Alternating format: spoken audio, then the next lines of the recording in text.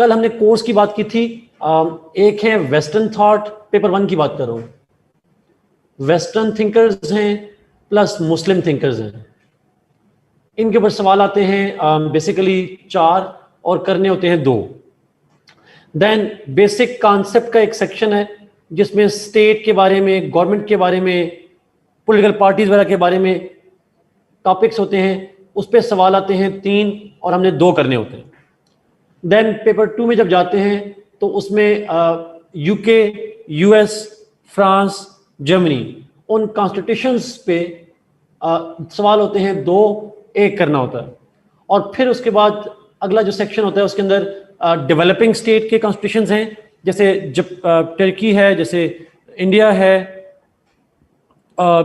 है, टर्की है, मलेशिया है, ईरान है, चाइना है, और वो कॉन्स्टिट्यूशन है प्लस पाकिस्तान की कॉन्स्टिट्यूशनल हिस्ट्री, पाकिस्तान के करंट पॉलिटिकल इश्यूज, और पाकिस्तान की बनाने में 3 पर्सनैलिटीज का जो रोल है, जिन्ना, इकबाल एंड सर सैयद, वो है। और फिर प्लस एक कोल्ड वॉर पे टॉपिक है, और एक टॉपिक है determinants of Pakistan foreign policy. इन सबको मिलाकर 5 सवाल होते हैं और 3 करने होते हैं। You have to attempt 3 out of 5 questions. ये आप जाएंगे तो सिलेबस में लिखा भी हुआ है सारे का सारा। इन पे सोर्सेज और कुछ बुक्स भी मैंने रिकमेंड की हुई हैं, वो बुक में से साथ में शेयर भी करनी है। मैं भूल गया था जवेरिया, आपने थैंक यू फॉर रिमाइंड करवा दिया, but I will try my best कि जी मैं अभी आपको शेयर भी करवा दूँ बुक्स वाले से, तो वो बुक्स मैं आपको खुद शेयर कर दूंगा। जी, जो कल बच्चे थे उनको बता दिया हुआ है। मैं वेरी ब्रीफली 2-3 मिनट में जस्टिस का कॉन्सेप्ट भी समझा देता हूं, ताकि जो कल नहीं थे और जो बच्चे थे उनकी रिवीजन हो जाएगी, और जो बच्चे नहीं थे उनको थोड़ा सा आइडिया हो जाएगा। हमने स्टार्ट किया था प्लेटो से, 427 to 347 BC। यस, प्लेटो की थोड़ा डिस्क्रिप्शन लाइफ तो आप जरा पढ़ लीजिएगा, वैसे भी किसी जगह से लाइफ इतनी इंपॉर्टेंट नहीं है, उसमें से एमसीक्यूज आ जाते हैं। प्लेटो की सबसे इंपॉर्टेंट किताब का नाम याद रखना है, वो है रिपब्लिक। वैसे 3 किताबें हैं लिखी उसने, रिपब्लिक, लॉज, स्टेट्समैन, लेकिन उनमें से जो सबसे इंपॉर्टेंट किताब है वो है रिपब्लिक। प्लेटो पे सवाल आता है यूजुअली उसका कॉन्सेप्ट ऑफ आइडियल स्टेट, उसके बाद है कॉन्सेप्ट ऑफ आइडियल स्टेट, और उसने थ्योरी ऑफ आइडियल स्टेट दी थी। उसके पीछे 2 बड़े फैक्टर्स थे। There were 2 reasons why he gave the theory of ideal state. 1, इसको हम कॉन्टेक्स्ट कहते हैं। जल्दी से कोई बता दे यहां पे जो लोग कल मौजूद थे, जल्दी से। 1,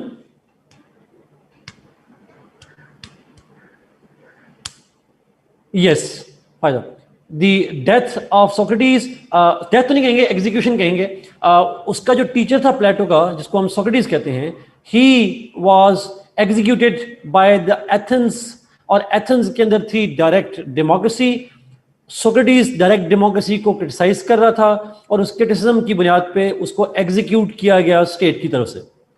सो Plato became disillusioned with a system that killed his teacher because he was criticizing a particular system, और उसके उस बात पे एग्जीक्यूट कर दिया गया। सो प्लेटो ने हथियार नहीं उठाए स्टेट के खिलाफ, उसने कलम उठाया, and he started saying that this direct democracy is a bad system, then what is a good system?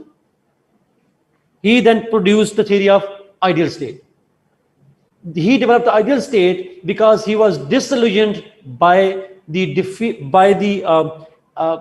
atrocities committed by direct democracy by Athens. दूसरी वजह थी दी पेलोपोनेशियन वॉर, जो आप लोगों ने लिखा, बिल्कुल ठीक लिखा। पेलोपोनेशियन वॉर हुई, एक वॉर हुई एथेंस की स्पार्टा के साथ। Athens lost the war, Sparta won the war. So Plato found another reason to criticize the Athens direct democracy. उसको लगा ये जो डायरेक्ट डेमोक्रेसी है, it could not protect Athens from Sparta. Sparta was a dictatorship, Athens was a democracy. So he criticized the Athenian system that it's a bad system because it could not defend Athens. If it is a bad system, what is the good system? The ideal state. Ideal state की देने की वजह, ये 2 वजह बनी। अब फिर हमने थ्योरी स्टार्ट की, we started with theory, And in 1 minute, Plato's theory of ideal state begins with his concept of justice. Plato कहता है that justice is the foundation of the state, ideal state. Ideal state होगी, उसकी foundation होगी justice. अब justice का concept क्या है? Let's see. उसने कहा जी justice का concept ये है, उसको understand करने के लिए हमें understand करना पड़ेगा humans को, जैसा साथ में लिखा tripartite nature of the soul. उसने कहा इंसान जो है उसके अंदर 3 बेसिक इंस्टिंक्ट होती हैं. इंसान की सोल के अंदर 3 इंस्टिंक्ट्स होती हैं. लस्ट होती है, डिजायर होती है, नहीं लस्ट और डिजायर एक ही है उस्मान. लस्ट या डिजायर, करेज और साथ में रीजन या विजडम. करेज को हम स्पिरिट भी कहते हैं. लस्ट, करेज एंड विजडम, ये 3 होती हैं इंस्टिंक्ट्स, और यही हर इंसान में मौजूद होती हैं. बट एक कोई ऐसी होती है इंस्टिंक्ट जो डोमिनेट होती है. कोई एक इंस्टिंक्ट ऐसी है जो कि इंसान को, उसकी सोल को डोमिनेट कर रही होती है. कुछ में लस्ट होती है, कुछ में करेज होता है, और कुछ में जो है वो विजडम होती है. उसने कहा कि जो मेजॉरिटी ऑफ सोसाइटी है उनके अंदर होती है लस्ट डोमिनेंट, और उससे कम लोग होते हैं जिनमें करेज डोमिनेंट, और least number of people are those in which wisdom is dominant. So majority लोग बेवकूफ होते हैं, कुछ लोग करेजियस होते हैं, और बहुत ही कम लोग हैं, रेयर लोग हैं जो कि अक्लमंद लोग होते हैं. सो ही सेज कि अगर इंसानों को, माशरे में 3 तरह के इंसान होते हैं, जो बेवकूफ, अक्लमंद, नहीं बेवकूफ नहीं, अक्लमंद, लालची, और साथ में तीसरे जो हैं वो ब्रेव लोग, करेजियस लोग. तो वो कहता है इन तीनों लोगों को उनकी इंस्टिंक्ट के हिसाब से अगर वर्क दिया जाए स्टेट के अंदर, work is distributed in the state on the basis of the natural instincts. जिनमें लालच है उन्हें आर्टिजन बना दें, हाथ से काम करने वाला बना दें, और फिर दूसरे वो लोग जिनमें करेज है उनको मिलिट्री में भेज दें, और जिनमें विजडम है उन्हें भिजवा दें, आप रूलर बना दें. ये 3 तरह का काम करा दें. तो this is the best way to deal with them ji. ये 3 क्लासेस बन जाएंगी, मिलिट्री वाले लोग, आर्टिजन लोग, और विजडम वाले लोग, ये रूलर जो हैं, और हर एक में एक इंस्टिंक्ट डोमिनेट है. तो majority of the people will be workers, some will join military, very few will become rulers. जब very few will become rulers तो वो डेमोक्रेसी तो नहीं होगी. So he rejected democracy because most of the people are lustful, are courageous, but they lack wisdom. आसान लफ्ज़ों में अब ऐसे आपसे पूछ रहा हूं, प्लेटो की आइडियल स्टेट में, ये पेपर में लिखिएगा नहीं, मार्शल लॉ हो सकता है?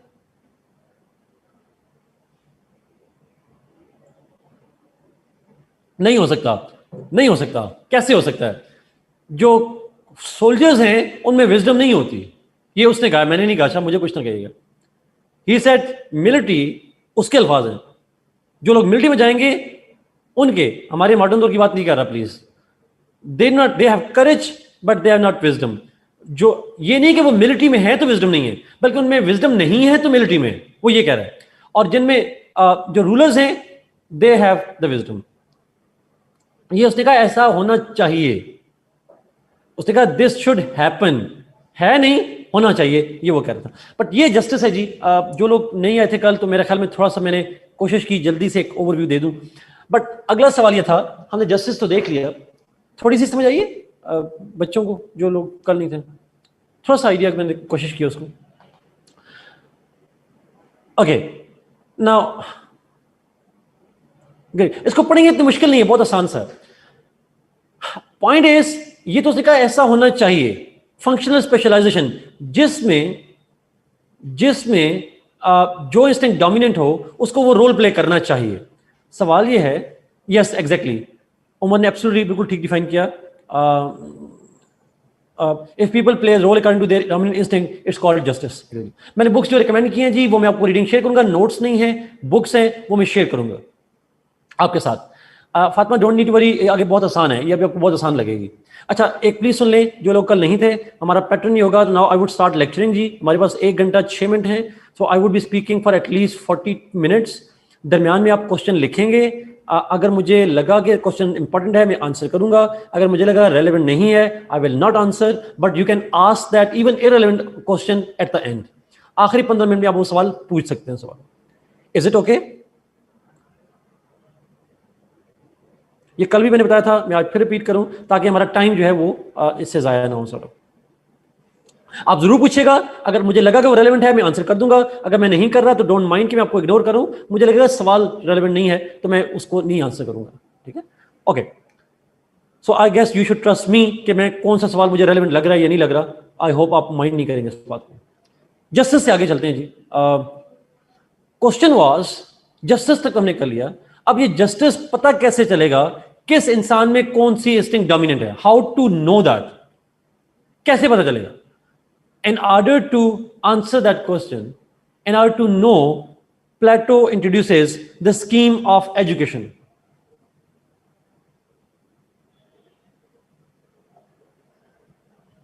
ये उसकी फिलॉसफी है, थ्योरी है, इंप्लीमेंटेशन हुई ना हुई हम आखिर में जाके देखेंगे।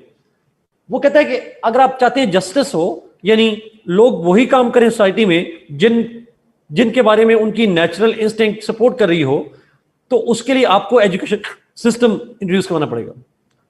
Plato's education starts with birth, birth से स्टार्ट होती है और 3 फेजेस में डिवाइड है। There are 3 phases. First phase begins from birth up to 6 years. Sorry, 6 नहीं है। First phase begins from birth to 18 years. From birth to 18 years, first phase होगा। In this first phase, it is subdivided into 2. From birth to 6 years, and then 7 to 18 years. Birth to 6 years and then 7 to 18 years. ये 2 हिस्सों में divided है। Birth to 6 years का जो period है, during this first sub phase, a child born shall be taught by the state appointed mother. उसको कौन करेगा? स्टेट अपॉइंटेड मदर उसकी नरिशमेंट करेगी। वो क्या नरिशमेंट करेगी बर्थ के बाद?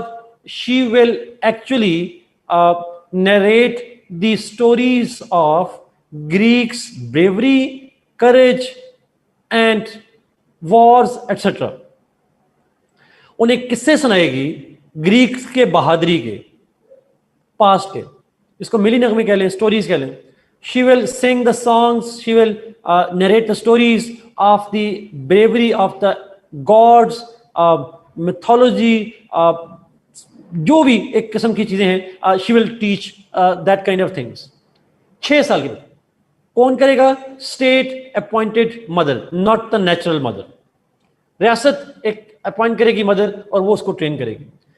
Eight the age of 6, after reaching the age of 6, from 7 years onwards, the child will go to school.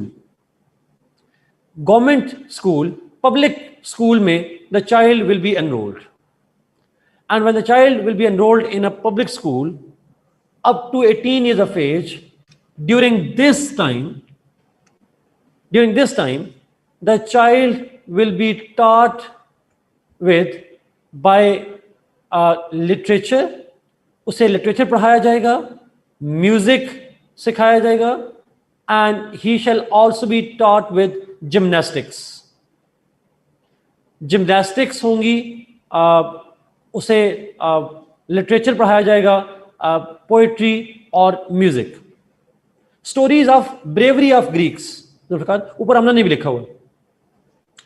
अच्छा, नाउ सुनिएगा पॉइंट जरा और से। जो म्यूजिक और लिटरेचर है, that will be censored in a sense, only that music, only that literature that will create the sense of patriotism, sense of loyalty towards Greeks। State की हवाले से, स्टेट की लॉयल्टी के हवाले से इस तरह का म्यूजिक और लिटरेचर होगा, जिसको हम मिली नगमे कहते हैं। मिली नगमे होंगे, इस तरह का लिटरेचर जो है वो उसे पढ़ाया जाएगा। मॉडर्न दौर में उसे AR वाई दिखाया जाएगा सारा। सो स्टेट से रिलेटेड जो चीजें हैं वो सारी की सारी उसे पढ़ाई जाएंगी। नाउ 18 ईयर तक जिम्नास्टिक्स से क्या मतलब है? जिम्नास्टिक्स से मतलब है military sports, and military sports means उसे हॉर्स राइडिंग, उसे kind of sword fighting, duels, इस physical training, exactly it's a physical training, archery वगैरह इस तरह की चीजें उसे सिखाई जाएंगी। So gymnastics is not a sport, it's like a strengthening his physical organs and trying to train him in the military sense. After 18 years, there shall be an examination that would last for 2 years.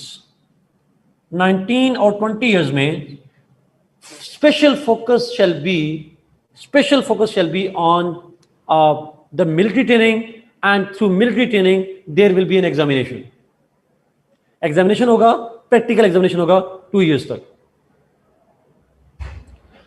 Now when he started the person, जो भी लोग होंगे जब वो 20 साल तक training ले लेंगे, एग्जाम कर लेंगे, तो एग्जाम में 2 किस्म के रिजल्ट्स आते हैं, या लोग होते हैं पास या होते हैं fail. Those who will pass the exam at the age of 20, जो लोग पास होंगे एग्जाम में, they will go to the second phase. Those who fail will become artisans. जो फेल होंगे they will become artisans. एक दफा मैं फिर रिपीट करूं, बर्थ से 6 इयर्स तक वो पढ़ेंगे, उनको लोरियां सुनाई जाएंगी, पोइट्री कह रहा हूं, स्टेट की बहादुरी के किस्से, गॉड्स के किस्से, गॉडेसेस के किस्से, उसे एक पेट्रियाटिज्म डेवलप किया जाएगा, फेथ डेवलप किया जाएगा. 7 से 18 इयर्स में स्कूल में जाएगा, जहां जिम्नास्टिक्स और सेंसर्ड लिटरेचर. 19-20 में मिलिट्री ट्रेनिंग भी होगी और साथ एग्जाम होगा. एग्जाम में जो फेल होंगे they will become artisans, and those who pass will go to the second phase. सोच के बताइएगा, मेजॉरिटी विल फेल और majority will pass? Make a guess. Majority fail ji. क्यों फेल? फेल वाले ठीक हैं, क्यों? क्योंकि उसने कहा था सोसाइटी की मेजॉरिटी वो होती है जिनमें लस्ट होती है, और जिनमें लस्ट होती है वो बन जाते हैं, क्या बन जाते हैं? आर्टिजन. तो अगर जो आर्टिजन है मेजॉरिटी फेल होगी तो आर्टिजन बनेंगे ना. अगर मेजॉरिटी पास हो जाएगी तो फिर आर्टिजन तो कम लोग हो गए. Does it make sense? Logic समझ आ रही है? उसके जस्टिस में उसने कहा कि जो, सुन लीजिएगा, उसने जस्टिस में कहा जी कि जो मेजॉरिटी ऑफ सोसाइटी है उनमें होती है लस्ट और वो होते हैं आर्टिजन्स. जस्टिस में कहा उसने, अगर मेजॉरिटी आर्टिजन होते हैं तो एग्जाम में फिर मेजॉरिटी फेल होंगे तो आर्टिजन बनेंगे. That's simple idea. जैसे सीएसएस में होता है, ये मैंने नहीं लिखा, आप में से किसी ने यहां पे लिखा है कि सीएसएस में मेजॉरिटी फेल हो जाती है. आप में से भी बहुत से लोग होंगे आर्टिजन बनने के लिए, but very few, majority will fail, few will pass. Those who will pass go to the second phase, and the second phase begins at the age of 21 and it will continue up to 35 years. 21 से 35 years तक hardly 3-4%, 6% से ऊपर result नहीं आता. 6% भी आ जाते, कहते हैं बड़े ज्यादा पास हो गए लोग. सीएसएस की बात करें, यहां पे नंबर उसने नहीं दिया हुआ. नेक्स्ट 15 ईयर्स में द चाइल्ड तो नहीं कहना चाहिए, जो बंदा है, the people, the grown up kids, they will B taught with by basic sciences, philosophy, in mathematics, as well as the gymnastics or the military training will continue. Military training continue रहेगी, साथ उनको mathematics, philosophy, sciences, basics पढ़ाई जाएंगी 15 साल तक. After 15 years, अब literature निकल गया, लिटरेचर यहां से निकाल दिया. After 15 years, there will be another exam.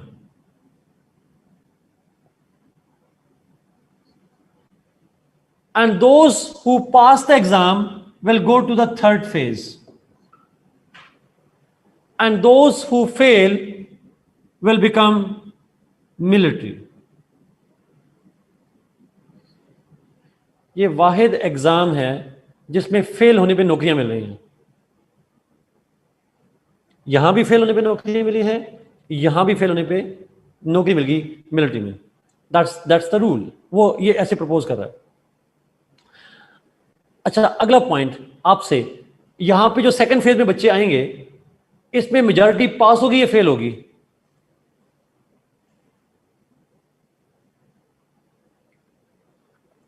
Fail. Majority fail होगी because second largest number of people are from the military.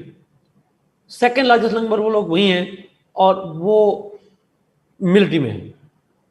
Very few will pass the exam and go to the third phase, and the third phase will start from 36 and will continue up to 50 years.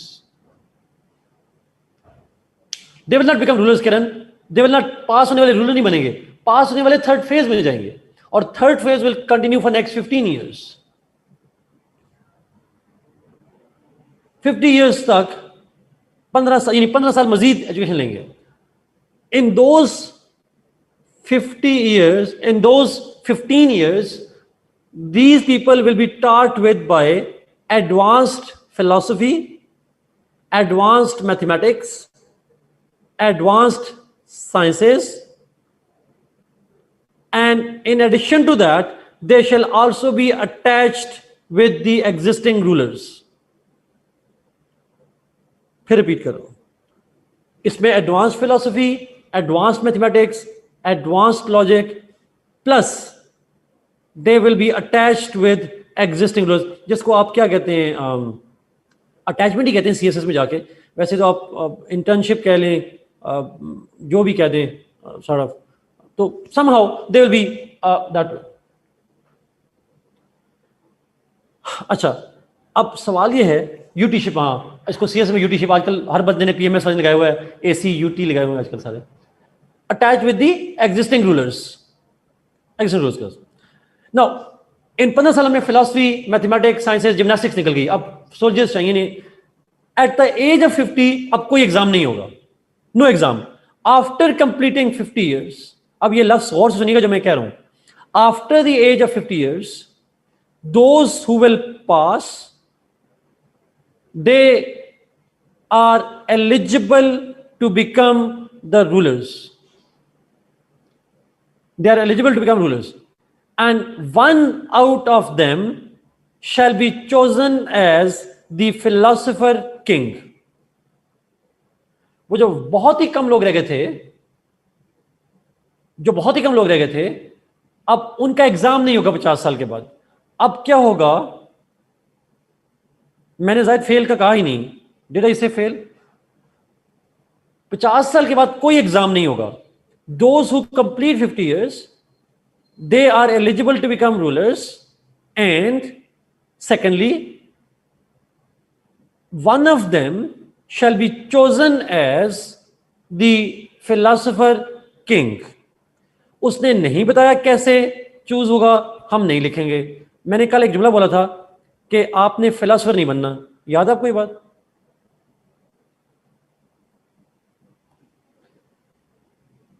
आपने कोई क्या उसको PM लिख दें, present लिख दें, मुझे कोई फर्क नहीं पड़ता. उसने जो कहा मैंने आपको बता दिया. उसने जो नहीं कहा आप गेस करते रहें. बट उसने कहा any one of them can be chosen as philosopher king. This is simple. Is it clear? This is his education scheme, ji. And if you see, because of his education scheme, we got 3 classes. We got rulers, we got military, we got artisans. Majority of the people are artisans, some military, very few are the rulers. अच्छा, इस education के 3 features लिखे अपने पास. This education scheme has 3 features according to Plato. उसके नजदीक 3 features हैं.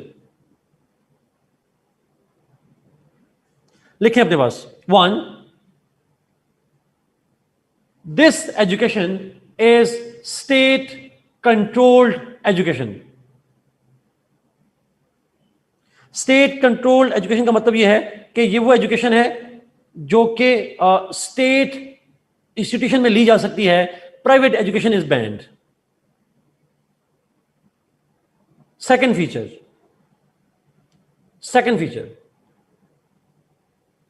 This education is compulsory on all citizens. जो भी शहरी होंगे, it is compulsory on them to enroll in education. Everybody must be enrolled. Compulsory है, state will ensure that. Third, it is having equality for men and women. Men can get educated, women can get education. दोनों education ले सकते नहीं, दोनों के लिए compulsory है, option ही नहीं है। It's compulsory for both men and women. So men and women can be artisans, men and women can be military, men and women can be the rulers. Is it clear? ये समझ आ रही है?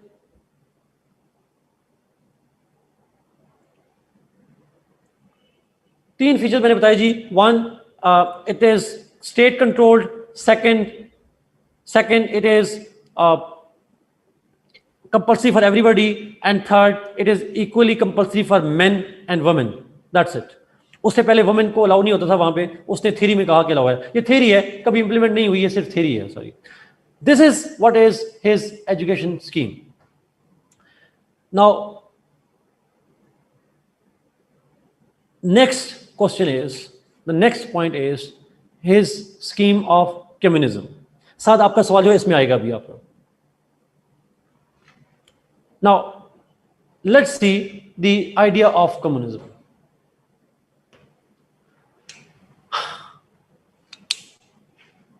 मैं इस context में बता रहा हूं, यहां पे लिख रहा हूं।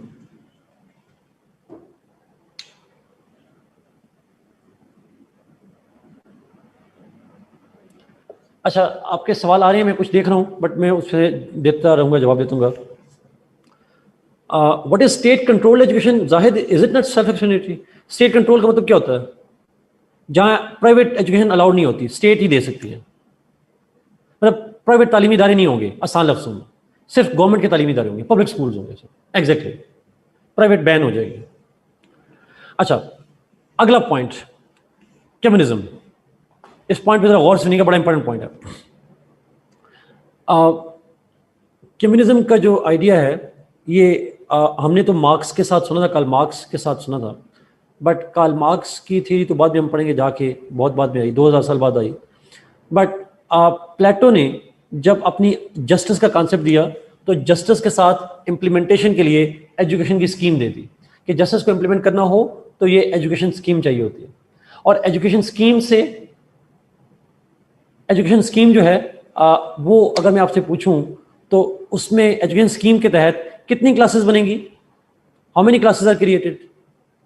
3 क्लासेस क्रिएट हुई।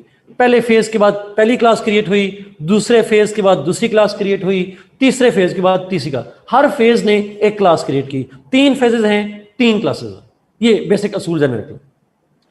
नाउ नेक्स्ट पॉइंट इज, अगला सवाल ये है कि इन 3 क्लासेस का बिहेवियर कैसा होगा? आप में से किसी अब पूछा था कि उसका काम क्या होगा, रूलर का, किंग का, वो यहां कवर हो जाएगा। इन क्लासेस का इनको गवर्न कौन करेगा? What should be the ruling governing principles? ये किन असूलों को फॉलो करेंगे ये तीनों क्लासेस? यहां पे वो इंट्रोड्यूस करवाता है the scheme of communism. The communism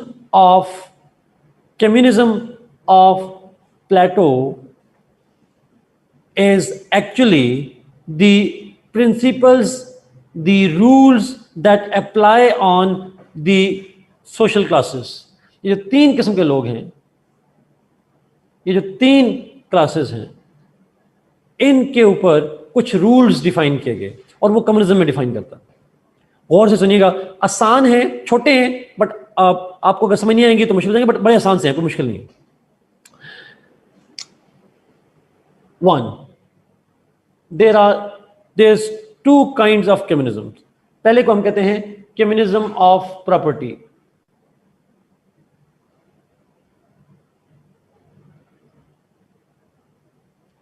Communism of property. ये गौर से सुनिएगा प्लीज. आसान आप लिखते हैं ना, तो फिर जब लिखते हैं तो आप सुन नहीं पाते, तो आप दोबारा पूछना पड़ता है आपको. सुनिएगा please. Communism of property means that the upper two classes, प्लेटो का कम्युनिज्म याद रखिएगा वो तीनों पे अप्लाई नहीं होता. It is only applied to upper two classes. Upper two classes कौन सी हैं? What are the upper two classes? Anybody? Military and rulers. तो ये आर्टिजन पे अप्लाई नहीं होगा.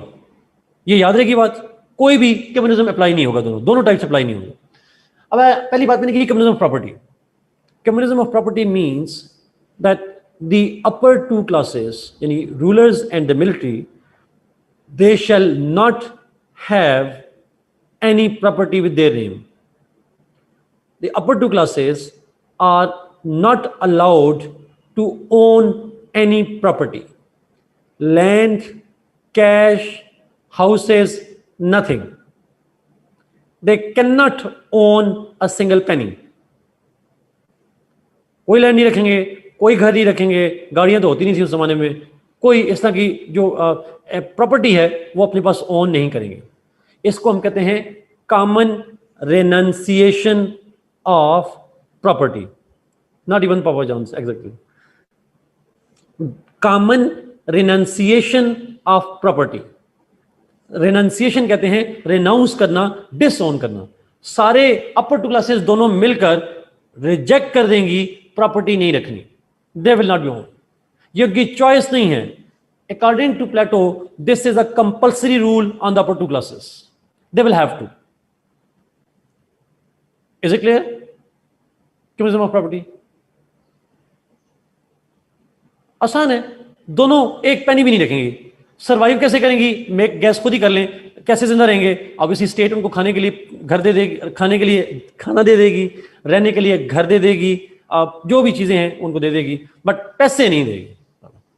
बी अलाउंस भी नहीं. अलाउंस कुछ नहीं, पैसे नहीं, नो कैश, नथिंग. ओनरशिप कुछ नहीं होगी. खाना दे देगी, पीना दे देगी, सब कुछ. बी बड़ा important point, communism of family.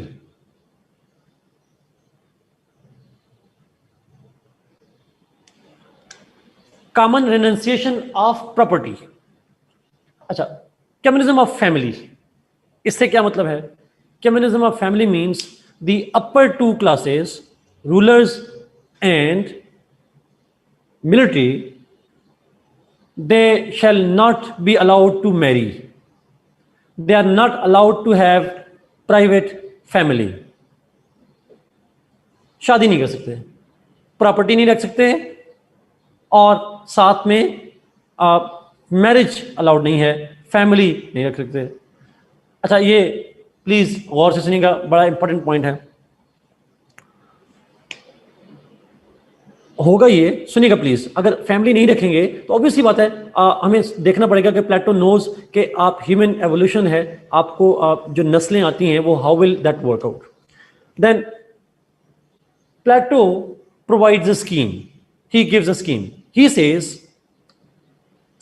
Says and let me explain ji.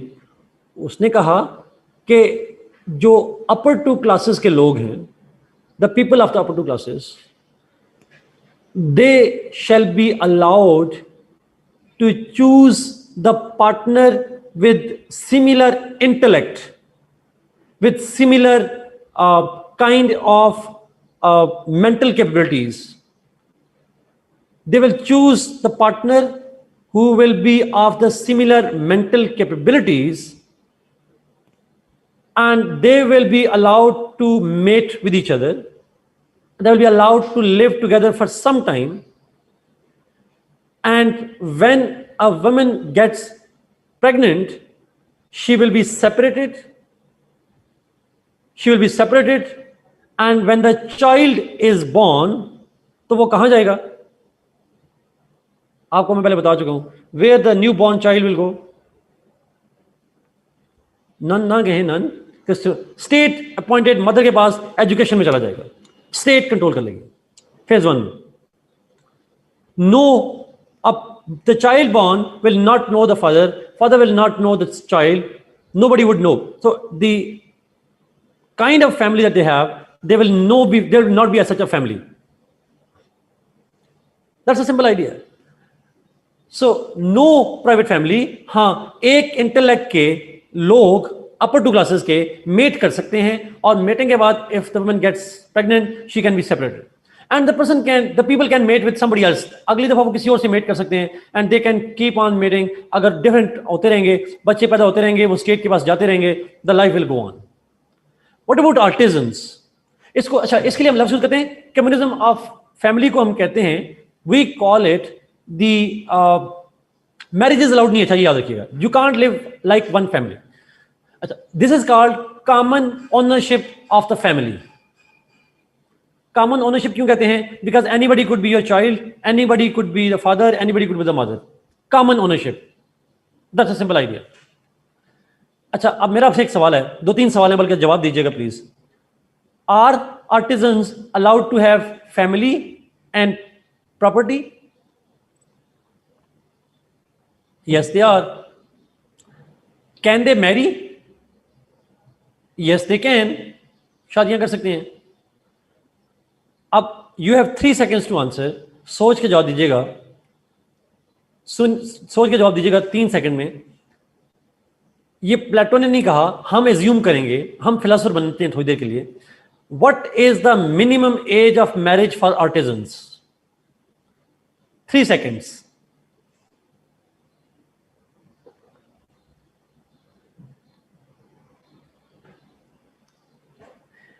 +20 is the correct answer ji. 21 वाले भी मैं, I understand why you are saying it, 30 नहीं हो सकता, 20+। क्यों? 20 के एज में if you fail an exam you can marry, if you pass an exam you can't Mary.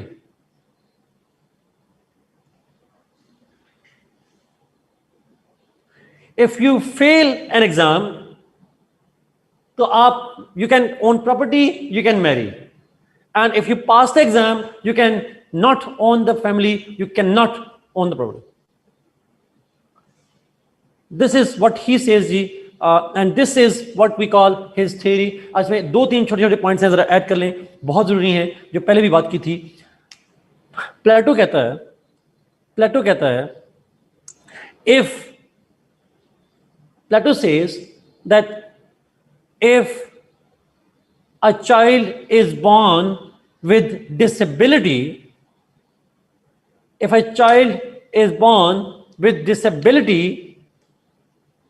then he must be executed, he or she, उसको execute कर दिया जाए। If a child is born with disability, execute कर दें उसको। अच्छा, क्यों कर दें भाई? उसने कहा बिकॉज अगर डिसेबिलिटी होगी then can he go through education? क्या वो एजुकेशन ले सकता है? उसको मिलिट्री ट्रेनिंग करवा सकते हैं? नहीं। तो प्लेटो के नजदीक जो उसकी डिसेबल चाइल्ड है, he can not be productive for the state, he can not work for the state, and therefore he must be executed. Because he can not work for state, he is useless, फेंक दे उसको उठाकर। That's a simple idea. Again, he's a burden, liability on the state, so that's how it works out. अच्छा, एक और चीज, ये लफ्ज जरा गौर से सुनिएगा और मुझे प्लीज इसका बताइएगा आपको समझ आ रही है कि नहीं आ रही। नाउ द क्वेश्चन इज, जो प्लेटो है उसकी ये जो स्टेट है, इससे हम कुछ इन्फरेंस निकाल रहे हैं, हम कुछ आइडियाज निकाल रहे हैं। इस स्टेट में एक आपने लफ्ज सुना है, have you heard that analogy between means and ends? Means ends की एनालॉजी अच्छा, मोस्टली ने सुनी है, कुछ लोगों ने नहीं सुना हुआ। बड़ा आसान सा है, तो सुनिएगा। आप यहाँ पे ऑनलाइन क्लासें क्यों ले रहे हैं? Why you are taking this online classes? For CSS,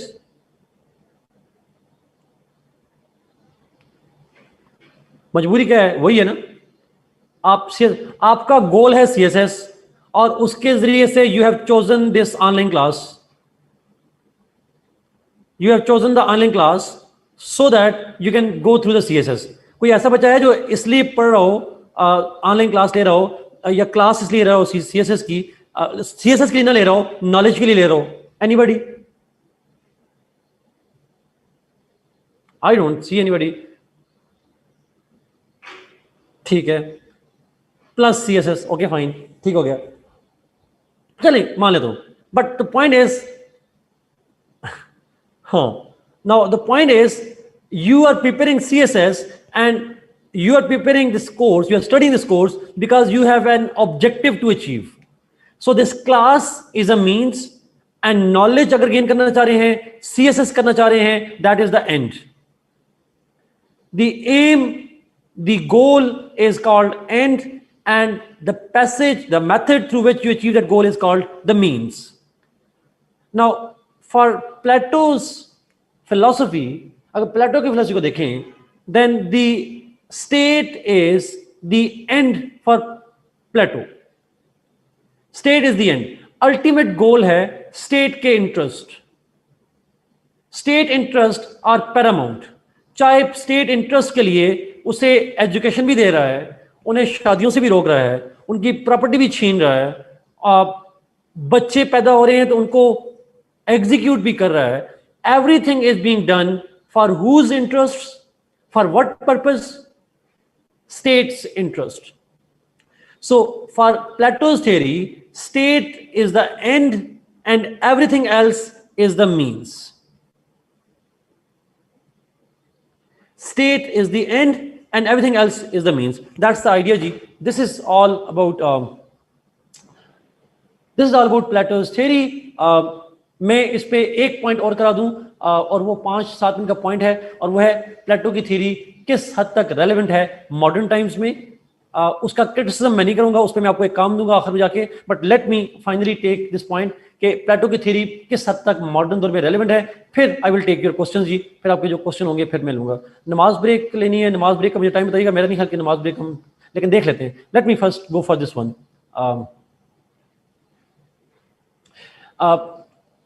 जी ठीक है. What is the end and means ji? Iqra मैंने बड़ा आसान सा है, अभी नमाज की बच्चों ने बात की. इज नमाज द एंड और it's a means to an and?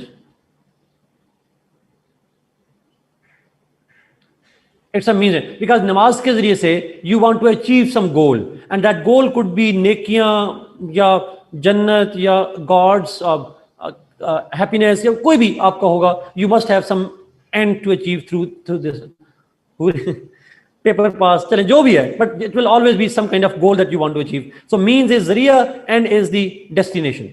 Okay, there is no term for Hamza, there is no term for that. Let me see कि इसकी थ्योरी मॉडर्न दौर में कहां रेलेवेंट है जी. पॉइंट लिखे अपने पास, नोट कीजिएगा, बड़े इंपॉर्टेंट पॉइंट है. प्लेटो, उसकी थ्योरी अब मॉडर्न दौर में 100% तो रेलेवेंट नहीं होगी. कुछ पॉइंट्स क्या रेलेवेंट है, let's see. Plato was the first one to introduce the concept of examination. State is the end and people are the means. People are the means. अच्छा, पहला मैंने उसका बताया जी मॉडर्न दौर से relevance, and that is that he was the first one who has introduced the concept of examinations. Exactly, सारी बदवाएं इसको जाएंगी स्टूडेंट्स की. Second, Plato was the first thinker who provided any theory about politics. He was the first one to give the first systematic theory in political science. Exactly. Next one, he was the first one to have made education compulsory.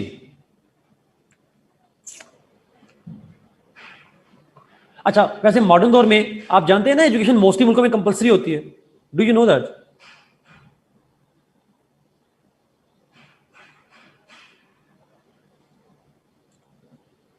He was the first one to introduce. Next, he is considered to be one of the pioneers of feminism. How is he feminist? 2 points हैं. One, he makes education equally compulsory for women. Education compulsory करार दे रहा है, which means the women must get education. हमारे यहाँ लोग अभी तक नहीं अलाउ करते, उसने उस वक्त कंपल्सरी किया था. सेकंड, फेमिनिज्म के अंदर की दूसरी point, he was the one who allowed women to join military, artisans और become even the rulers. Even philosopher king भी खातून हो सकती है, ठीक है ना. If she can get education, it means she can pass the exam. If she can pass the exam, she can become even the rulers. ये उसने कहा नहीं स्पेसिफिकली कि वो खातून फिलोसोफर किंग होगी, उसने कहा नहीं है.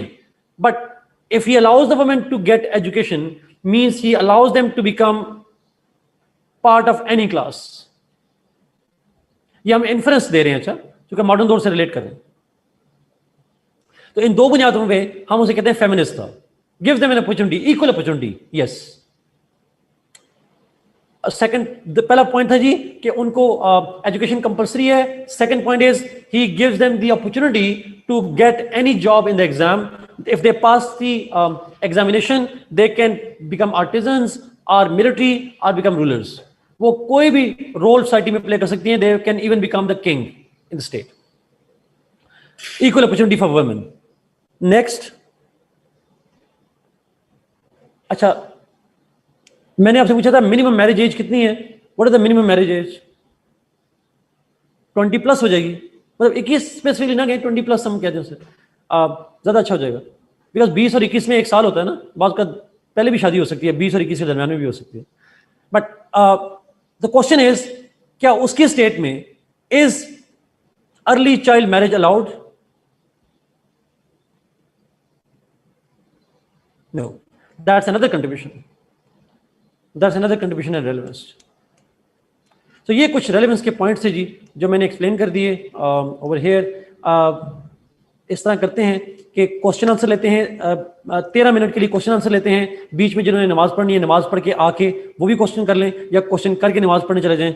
सो you can take question ji. I will take question for 30 minutes. आखिरी 15 मिनट फिर हम आगे जाएंगे. So I am open to question ji. आप सवाल पूछ सकते हैं. जिन्होंने नमाज पढ़नी है पढ़ लें. I will begin the next topic at 5:15.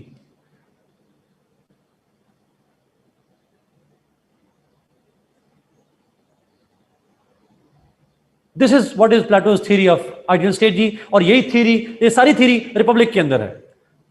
Criticism पे असाइनमेंट आपको मैंने देनी है साथ आफ्टर द क्लास. बाकी बच्चे आज मैं करता हूं.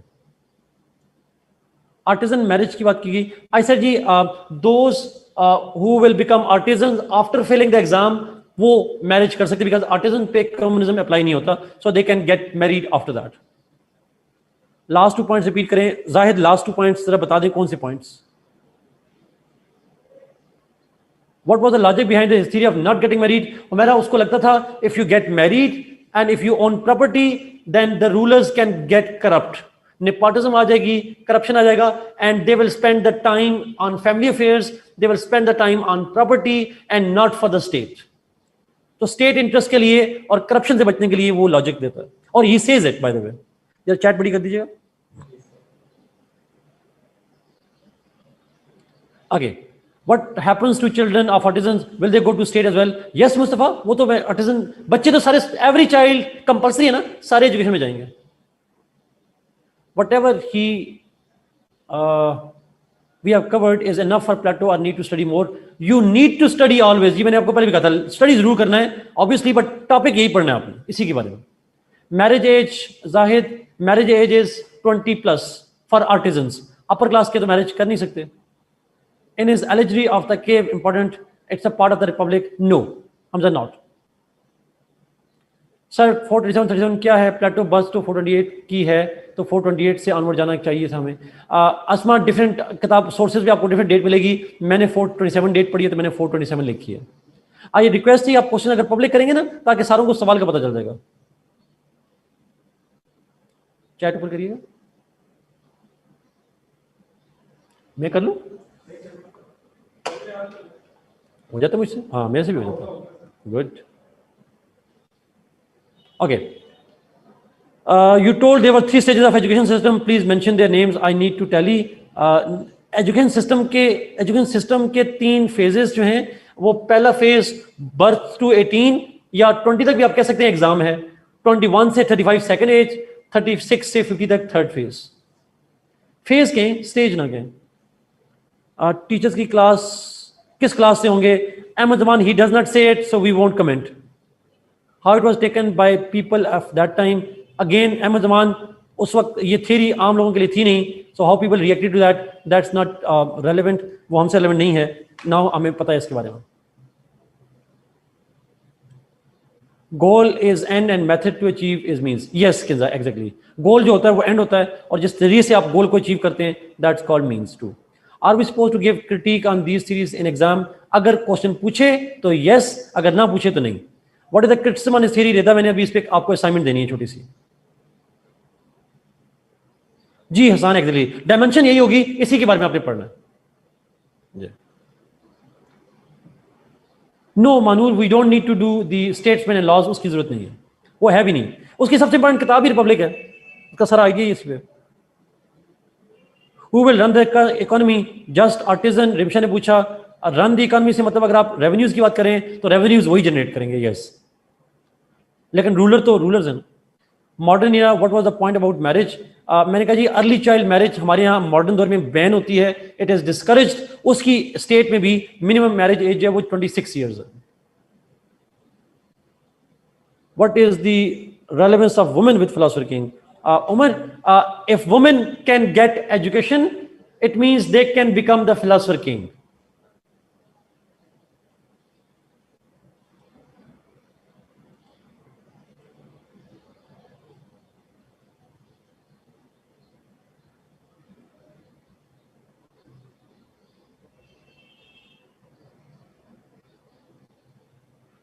पॉपुलेशन कंट्रोल का फैक्टर भी हो सकता है। आकिब ठीक कह रहे हैं, लेकिन ये इस तरह से लिखेंगे नहीं। इससे रिलेटेड क्या क्वेश्चन आ सकता है? रिदा, मैंने कल बताया था आपको question, I started with that मेरे ख्याल में। अगर आपको नहीं याद तो प्लीज कमेंट करिएगा, कोई बंदा प्लीज लिख दे, मैंने क्वेश्चन बताया था उसमें। Common ownership of from communism family, common ownership of family जोजीना। Sir, if all property will be owned by the artisans, won't they fight to get more because they already have desire as their dominant instinct? Yes, Aisha, they can, and that's why there is military, and that is why there is the rulers, and they will control them. True. लेकिन उसने ये कहा नहीं है वैसे। Do we need to read more on philosopher king and republic? Republic नहीं, republic में अगर आप पढ़ेंगे तो जस्टिस पढ़ेंगे, एजुकेशन और communism, not more than that. और फिलोसफर किंग तो ऑब्वियसली फिलोसफर किंग, देखें फिलोसफर किंग के अंदर इंस्टिंक्ट होगी ब्रॉडली स्पीकिंग विजडम की, वो एजुकेशन में आता जाएगा, बर्थ से एग्जाम में जाएगा, एग्जाम पास करेगा, दूसरा एग्जाम पास करेगा, तीसरे में कंप्लीट करेगा और फिलोसफर किंग बन जाएगा। जब फिलोसफर किंग बन जाएगा तो वो फैमिली नहीं रख सकता, वो प्रॉपर्टी नहीं रख सकता। बात वही है सारी की सारी, आपने उसी को रिफ्रेज करना है। I have book of yes Zulfiqar, it is enough. कोई एक किताब आप लोग ले लेंगे जी, उससे पढ़ेंगे आप लोग, कोई एक किताब। सर क्या आपकी बुक में भी ये सब डिटेल से लिखे हैं which you are telling class? Yes Nasir, लिखे हैं। Sir, please, if you could tell us how to study for this subject. Do we need to prepare this subject like current affair paper, critical analysis type, and theory तो same ही होगी जी। हमारा कल आप थी, मतलब comment कीजिएगा, कल मैंने आपको कुछ टेक्निक्स बताई थी how to gain more marks. आप वो टेक्निक्स अडॉप्ट करेंगे तो आपके मार्क्स ज्यादा आएंगे। बाकी क्रिटिकल अप्रोच यहां पे नहीं होती, अगर पूछे तो होगी वरना नहीं होगी। इसमें एक ही डायमेंशन से सवाल आता है, घुमा फिरा के क्वेश्चन की वर्डिंग जो मर्जी कर ले, प्लेटो पे सवाल आपने जस्टिस, एजुकेशन और उसका ही लिखना है सारा। सर आपने एक फिलोसफर किंग का क्वेश्चन भी बताया था, उसको कैसे रिलेट करना है? किरण, मैंने अभी रिलेट किया है वैसे उसको। Yes, my book is enough to read ji.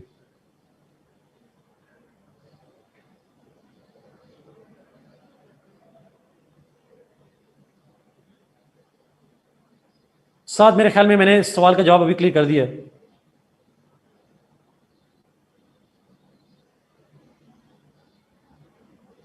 It's always better to write in headings, but अगर आप पैराग्राफ में लिखना चाह रहे हैं तो लिख सकते हैं, but it's better to write in headings ji. Can we write all this in ji? ठीक हो गया शुमायूं, मैंने ideal state, philosopher king and the republic ji.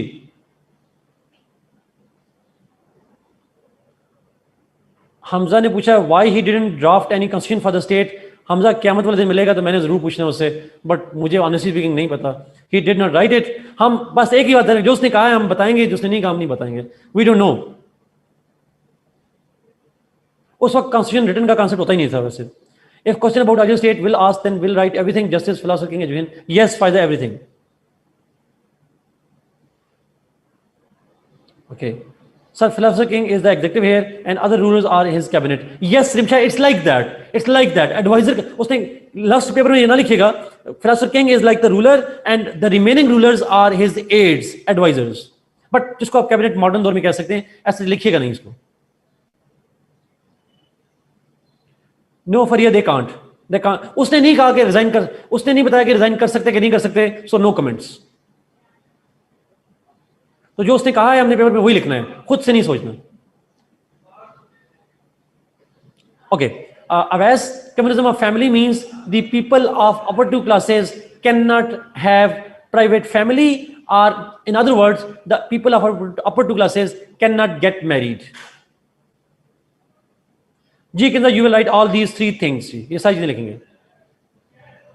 Okay okay, मेरा वो अभी किसी से कहते हैं वो क्वेश्चन लिख रहे जी, तीन तरह से सवाल आ सकता है, या उसकी रिपब्लिक बुक पे जिसके अंदर ये सारी थ्योरी है, या उसकी आइडियल स्टेट पे जो सारी थ्योरी है, या उसके फिलोसोफर किंग पे।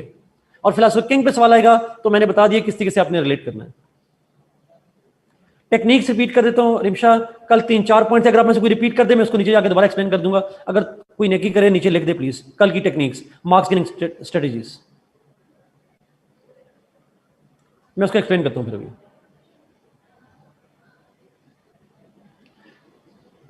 जी सब art from philosopher king the rest of those who reach third phase will be ministers और व्हाट। मैंने कहा जी उसको मिनिस्टर्स कह सकते हैं, बट उसने जो लफ्ज यूज किया उसने कहा कि ji they will be the rulers who will assist the philosopher king, तो हम उसको एडवाइजर के सेंस में ले सकते हैं। yes ji, the last heading was relevance of Plato's theory with modern times। और उसका पहला पॉइंट मैंने क्या बताया था उसकी थ्योरी का, that he was the pioneer of the modern concept of examination. Yes Zulfiqar, if it is against the family system तो हम इसको क्या करेंगे, क्रिटिसिज्म में लिख देंगे जो आपने पॉइंट उठाया है।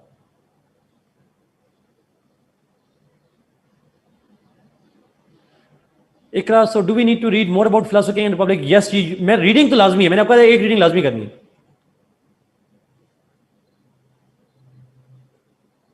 Asad, if it is not available in Karachi, you can ask them, they will courier you. आप जो आपके कोऑर्डिनेटर हैं उनको कहेंगे जी आपको पब्लिशर का नंबर दे दें, वो आप कोरियर करवा सकते हैं। जी मैं अभी अरीम करता हूँ, वो नीचे किसी ने लिखी होंगी, मैं अभी एक्सप्लेन करता हूँ। Manoor sir, how many philosophers will we do and would this be sufficient for exam? Yes जी मानूर, हम तकरीबन कुछ 10 के करीब करेंगे वेस्टर्न थिंकर्स, और मेरे ख्याल में वो काफी होंगे एग्जाम में। फाइनेंसेस कहाँ से आएंगे? साजिद ने पूछा। He does not explain, we will not right.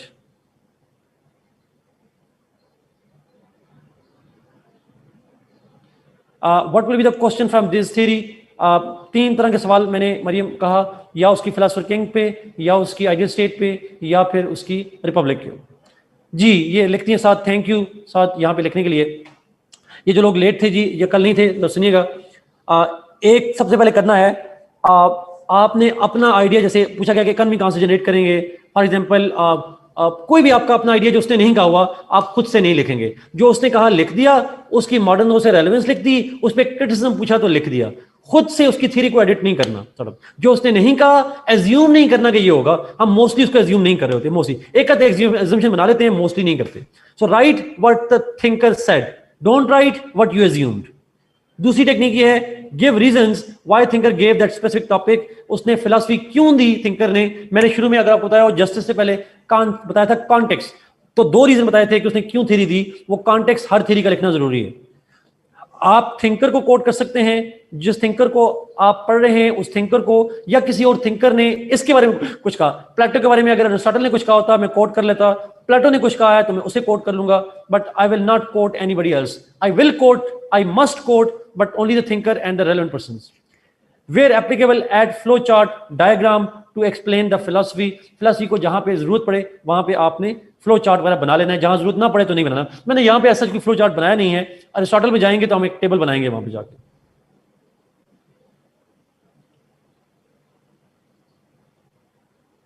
Ji Sajid, that will be enough जी, that will be enough.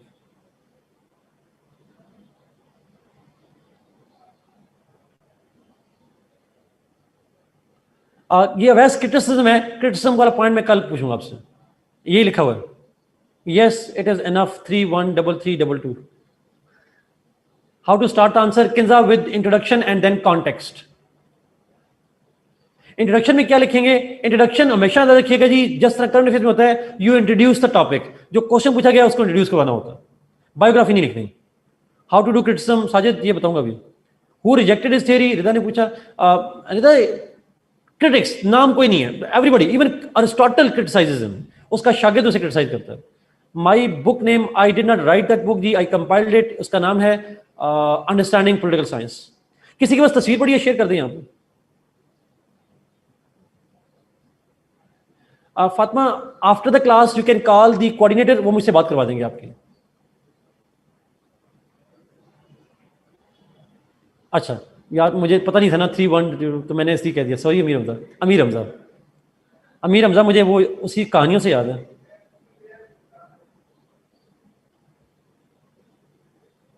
Ji Rimsha, I will explain every context जी, मैंने अभी इसका भी एक्सप्लेन किया था, अगले का भी करूंगा। दूसरे की भी लिख सकते हैं, जो ना दोनों की लिख सकते हैं, उसकी अपनी भी किसी और की भी।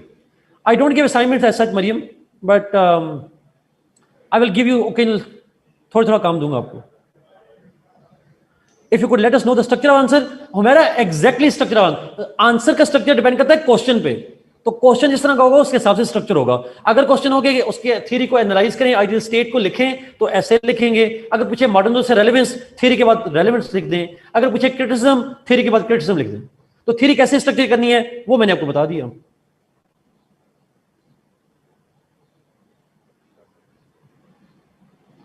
मैंने वो देखी नहीं Ayesha Rahman, so I don't comment on that, I am sorry, मैंने उसमें कंटेंट्स नहीं देखे हुए, सॉरी। चलेंगे अगले टॉपिक पे। I guess I have taken almost all questions. ये अवैस, थैंक यू जी, exactly. Oh thank you Umar, thank you Umar for sharing this detail thing जी। अच्छा अब आते हैं जी क्रिटिसिज्म पे। क्रिटिसिज्म पे आपने काम करना है बेस्ड ऑन दी थ्योरी आपने जो देखी है, आपने घर से जाके पढ़ना है इसको, और पढ़ने के बाद क्रिटिसिज्म के सिर्फ पॉइंट्स आपने मुझे नेक्स्ट क्लास में बताने हैं। You will tell me the points, और उसमें कोई ऐड करने वाला पॉइंट हुआ तो मैं ऐड करूंगा नेक्स्ट क्लास के अंदर। What is the difference between philosopher king and the ruler?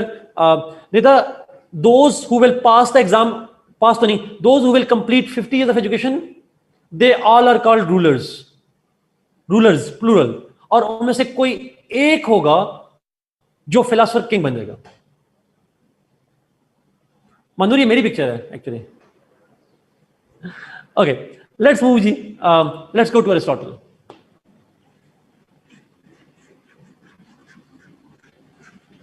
ये मेरी फ्यूचर की पिक्चर है, फ्यूचर वाली।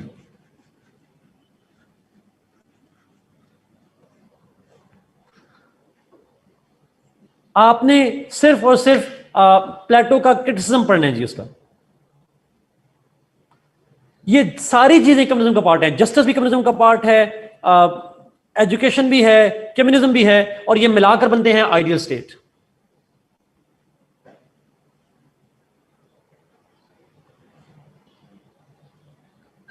ओके शुड वी मूव जी प्लीज, चलें।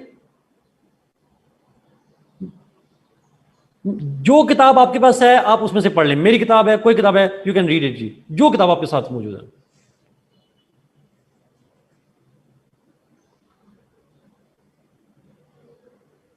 Okay let's move ji.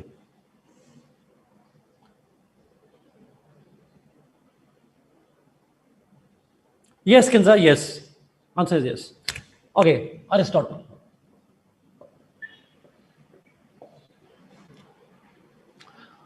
Aristotle was born in 384 BC and he died in 322 BC. ये date of birth जरा correct कर लीजिएगा जी। होमवर्क आपका ये है जी, आपने क्रिटिसिज्म को उसके पॉइंट्स शॉर्टली नोट करके बताने हैं। सही है, good. Aristotle was Aristotle was, इसकी हम सबसे पहले क्या डिस्कस करेंगे आप बताएं, फॉर्मेट क्या होगा जो बच्चे नए हैं उनको समझाने के लिए। जी मुस्तफा यही है, सबसे पहले हम कहां से शुरू करेंगे?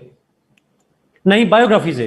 हम पहले बायोग्राफी पढ़ेंगे जो पेपर में नहीं लिखनी, सिर्फ बायोग्राफी पढ़ेंगे, आपने पेपर में नहीं लिखनी, उसको नोट करना है बस। Okay, Aristotle was born in Athens, नहीं sorry, he was born in Macedonia.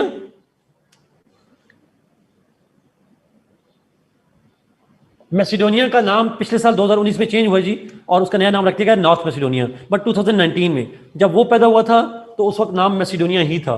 तो he was born in Macedonia. His father was a physician, doctor थे उसके father, with whom he got his basic education and training, with whom he got his basic education and training. Later on, he was sent to Athens for higher education. उसे Athens भिजवाया गया education के लिए। In Athens, he became a student in academy. Academy क्या है? What is academy? World Times Academy नहीं है। अच्छा, Plato's, exactly, exactly, Plato's educational institution. So, in other words, he joined academy means he became the student of Plato. वो प्लेटो का student बन गया। He remained Plato's student until his death. प्लेटो की death तक he remained part of this institution.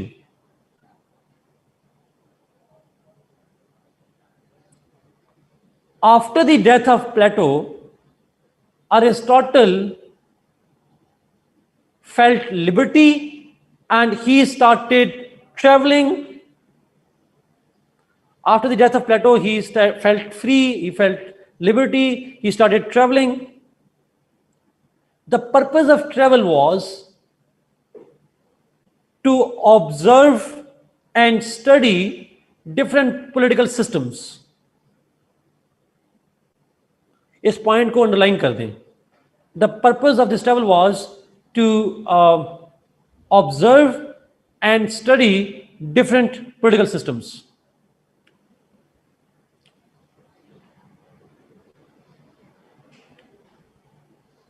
He also went to his home in Macedonia. वो Macedonia भी गया, where he became the teacher of Alexander the Great. सुना हुआ Alexander का नाम? क्या कहते हैं, सिकंदर आजम कहते हैं उसको। yes. So he, Alexander was a toddler at that time. वो छोटा बच्चा था और उसको बचपन से, आप जिसको ABC कहते हैं, he taught him when he was a young guy. Sikandar Azam. Later on, Aristotle returned to Athens. Later on, Aristotle returned to Athens, where he established his own institution, which is called Lyceum.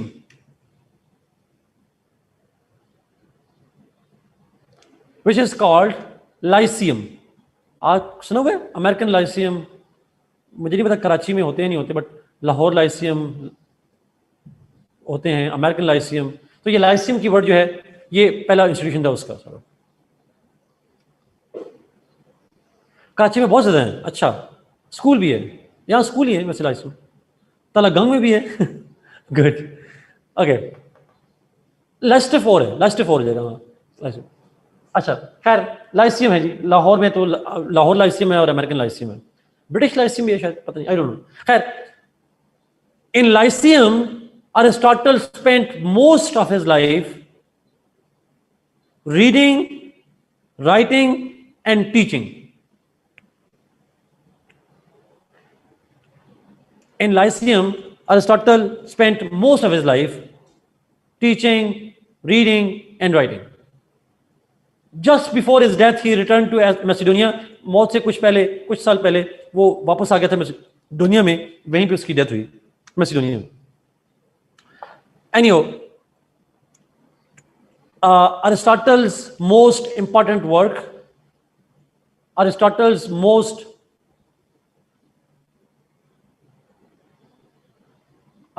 most important work is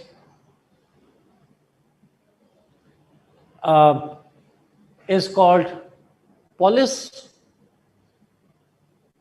which is translated as the politics as well as the state. इसका तर्जुमा state भी किया जाता है और इसकी translation politics के नाम से भी की जाती है. That is the most important. It's not the only book that he wrote, but this is the most important book that he wrote. Is it clear, ji? Is it okay?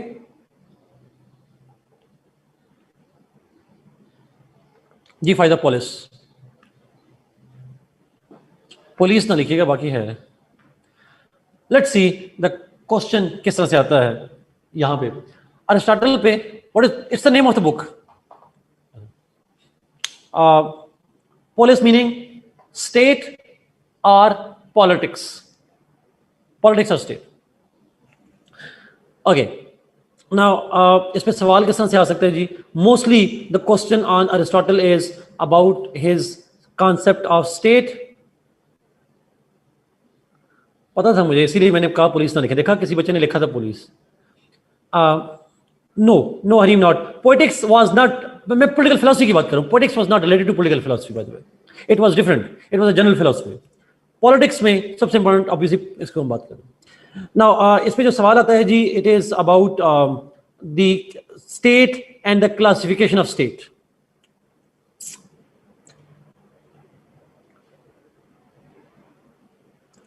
State and his classification of state.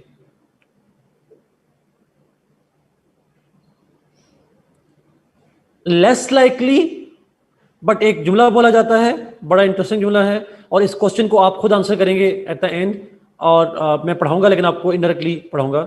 और उसने जो एक जुमला बोला जाता है that Aristotle is the greatest but ungrateful student of Plato. फेम ये लिखे, मैं दोबारा बताता हूं उसको.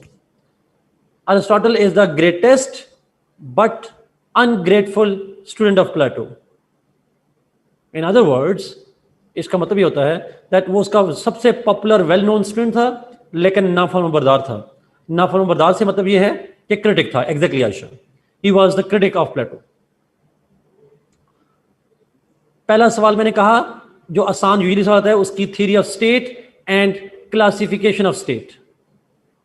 जो दूसरा सवाल है, he is the greatest but ungrateful student of Plato. Is it clear जी? मुझे पता है आप लोगों की 5:30 पे क्लास होती है. Is it clear? यस. आप भी अनग्रेटफुल स्टूडेंट हैं. Good. Thank you Umar for very interesting quote. Thank you. Okay जी, बस आपको मैं और कोई क्वेश्चन नहीं पूछना चाह रहा. सेकंड क्वेश्चन की लॉजिक बेसिकली ये कि सबसे पॉपुलर स्टूडेंट था. प्लेटो के बहुत सारे स्टूडेंट थे, बट उनमें सबसे बड़ा नाम अरिस्टोटल का ही है. लेकिन अरिस्टोटल सबसे मशहूर शागिर्द तो था, लेकिन मसला ये था कि उसने प्लेटो की थ्योरी को माना नहीं. He actually was critical of Plato's theory. अच्छा, एक और जुमला बता दूं जी थोड़ा सा. आप शायद जानते हैं हमारे सब्जेक्ट का नाम क्या है जिसको हम पढ़ रहे हैं?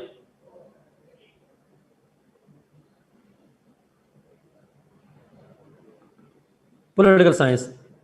पॉलिटिकल साइंस का फाउंडर अरिस्टोटल है. He is the founder of political science. तो मेरे सब्जेक्ट का जो उस्ताद है बेसिकली वो अरिस्टोटल है. Is it clear? बल्कि ये बड़ी important, Baba of political science actually कह सकते हैं. इसकी वजह से पढ़ना पड़ रहा है, और अगर नंबर आए तो इसकी वजह से नंबर आएंगे, नहीं आए तो इसकी वजह से नहीं आएंगे. ओके जी, God bless you, be safe and see you इंशाल्लाह. नेक्स्ट क्लास में हम अरिस्टोटल को फिनिश करेंगे इंशाल्लाह. अल्लाह हाफिज़.